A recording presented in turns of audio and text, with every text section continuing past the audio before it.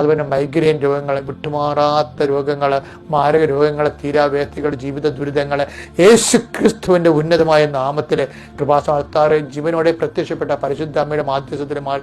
ഈശോയുടെ നാമത്തിൽ മാറിപ്പോയിട്ട് പ്രാർത്ഥിക്കുന്നു. അധ്വാനിക്കുന്നവനെ, ഭാരം വയ്ക്കുന്നവനെ എൻ്റെ അടുക്ക വരിക, ഞാൻ നിങ്ങളെ ആശ്വസിപ്പിക്കാൻ നട ചെയ്തുകൊണ്ട് ആശ്വാസത്തിൻ്റെ വാഗ്ദാനം നൽകിയ നിൻ്റെ ആശ്വാസം ഞങ്ങൾ വിശ്വസിച്ചുകൊണ്ട് കർത്താവെ, പ്രാർത്ഥിക്കുന്ന മക്കൾക്ക് ഇന്ന് തന്നെ കർത്താവെ, അവരുടെ എല്ലാ ജീവിത പ്രാരാബ്ധ കുഴങ്ങിയ മക്കളുണ്ട്, കുരുക്കിൽപ്പെട്ട മനുഷ്യരുണ്ട് കർത്താവെ, അവർക്കെല്ലാം കുരുക്കഴിച്ചുകൊണ്ട് കർത്താവെ, അവരെ കുഴക്കത്തിൽ നിന്നും കർത്താവ് കൊടിഞ്ഞ ചേറ്റിൽ നിന്ന് അവരെ കരയേറ്റിക്കൊണ്ട് കർത്താവെ, പത്രോസിൽ നിന്ന് കടലിൽ നിന്ന് പിടിച്ചു കയറ്റിയ പോലെ കർത്താവെ, കടഭാരങ്ങളിൽ നിന്നും കർത്താവ്, രോഗഭാരങ്ങളിൽ നിന്നും കർത്താവ്, ജീവിത ദുരിതങ്ങളിൽ നിന്നും തമ്മിൽ പിരിഞ്ഞ് താമസിക്കുന്നവരെ, ഇങ്ങനെ വ്യത്യസ്തങ്ങളായ ജീവിത കുടുംബപരമായ നരകയാതന അനുഭവിക്കുന്ന എല്ലാ മക്കളും യേശുക്രിസ്തു സംരക്ഷിക്കപ്പെടുകയും ചെയ്യട്ടെ കർത്താവെ. പഠിക്കാത്ത കുഞ്ഞുങ്ങൾ, തെറ്റായ പ്രണയത്തിൽ ബന്ധപ്പെട്ടിരിക്കുന്നത്, ജീവിതകാലം മുഴുവനും